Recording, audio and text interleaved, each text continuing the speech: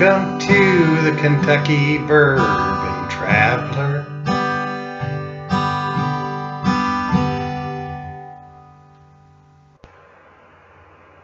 We're all going to tour Buffalo Trace and the recently unearthed 1880s Colonel Taylor's Old Fire Distillery. We're also profiling Colonel E.H. Taylor's small batch bourbon. And we'll have a recipe for the Bourbon Kentucky Hot Brown. Hi, thanks for joining us. I'm Kent and welcome back to Louisville, Kentucky. Today we're headed to Frankfort, Kentucky to Buffalo Trace Distillery. It's about an hour east of Louisville.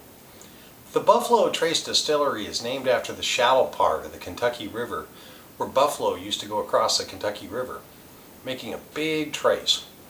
Buffalo Trace is a super premium distillery which offers brands like Weller, Colonel E.H. Taylor, and Pappy Van Winkle, as well as Buffalo Trace, Eagle Rare, and the Kentucky Bar Whiskey brand Benchmark.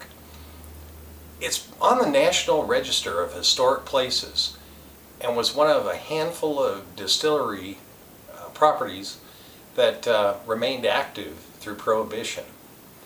During Prohibition, you could go to your doctor and get medicinal whiskey, and that was every member of your family. Buffalo Trace's distillery grounds have been around so long, Kentucky state capital, Frankfort, surrounded its location.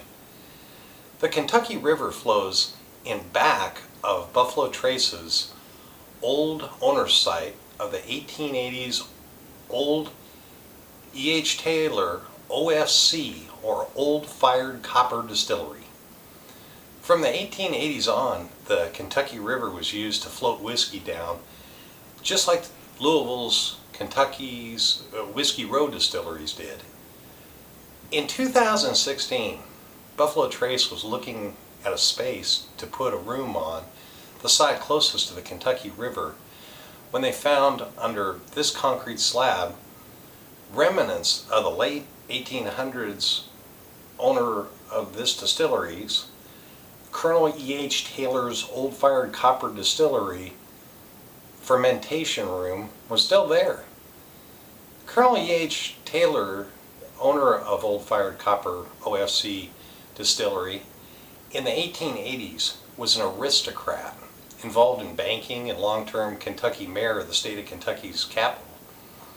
The significance of the copper in the name Old Fired Copper is that E.H. Taylor felt all the processes should be done only in copper to make really great spirits, and his fermenting vats that look like pools were covered in copper sheets too. Bourbon Pompeii, or the excavation site, shows what the fermentation vat area of E.H. Taylor's operation looked like. This year, one fermentation pool or vat was restored by putting similar copper sheets on one of these old fermentation pools, or vats as they called them. And as you can see now, they're using this one to ferment whiskey almost 140 years later.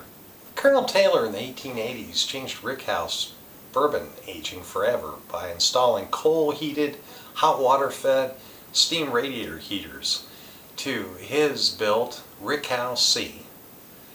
During Kentucky winters, when it drops below 40 degrees, it slows the aging of bourbon as the bourbon's forced out of the wood through contraction in the barrels.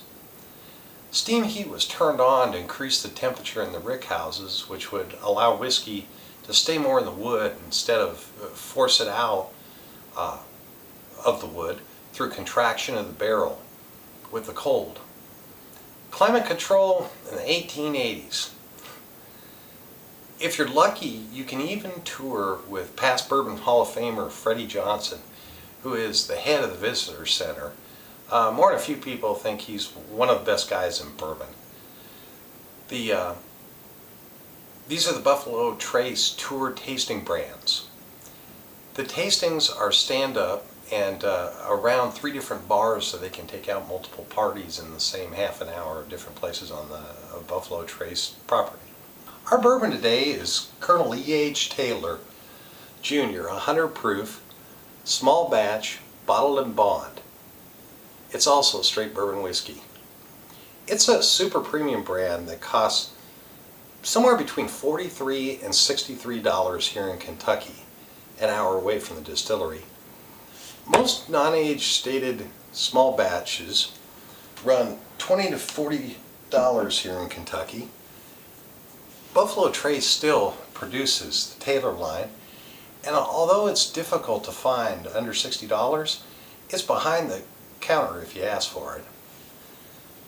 Taylor 100 proof small batch, bottle and bond, has a sweet caramel, apple, citrus, and vanilla palate with a very short caramel apple dry finish with just a slight pepper. There's no burn on this one. And it reminds me of drinking an apple pie for dessert. Since it's aged in a bottle and bond warehouse, rick house, you know it's at least 4 years old, but it tastes at least 7 years old.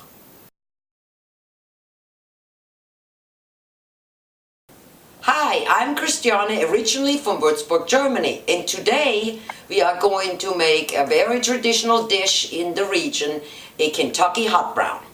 So you start out, have about 8 strips of bacon, and we're going to baste it with a mixture of honey, maple syrup, and of course bourbon. So you start basting both sides. Then we're going to put it in a preheated oven at 425. The bacon is in the oven and getting all crisp.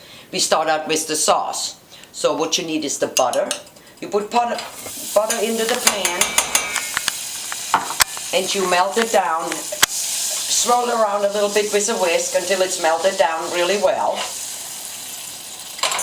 Then you add flour, but you add flour slowly because you don't want all the flour in at once.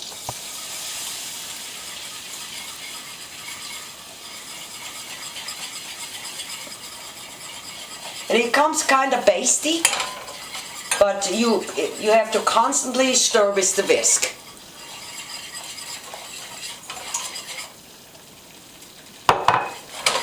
Then, if it becomes a little golden brown, you want to add a little swig of bourbon, about a tablespoon.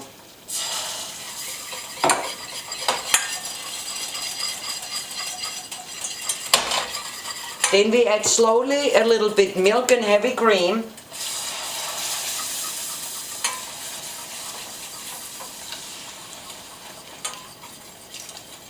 And constantly whisk.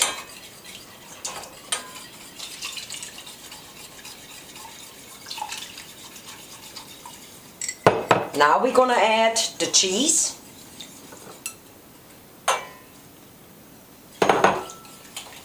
And still stirring, so everything is, the cheese melts down nicely into the milk. Then you want to add paprika, pepper, salt, and a dash of nutmeg. And stir it really well until you have a nice consistency, smooth sauce. I took some Texas toast, cut it in beautiful little triangles, buttered it, and I'm going to put it in the oven on about 375 for about 5 minutes to toast. So after we did the bacon, which actually I did it 15 minutes on each side, you have to kind of turn it so it gets real nice and crispy. And then we have the turkey, what also needs to be done, which I bought at the deli. It's thick sliced turkey breast, and all you want to do is put it in the oven on about 350 to kind of get it a little bit warm for about 10 minutes. We're going to put our fantastic hot brown together. So it's a baking dish. You put turkey on top.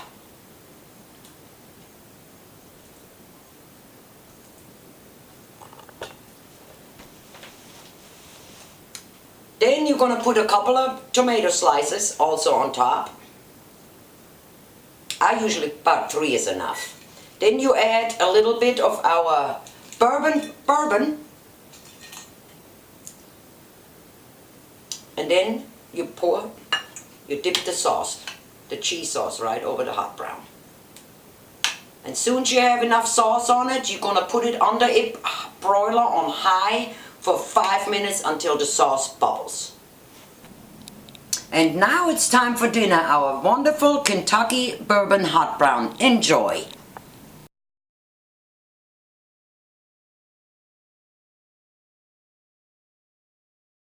Proud to be a member of the Stave and Thief Society Bourbon Certification Program.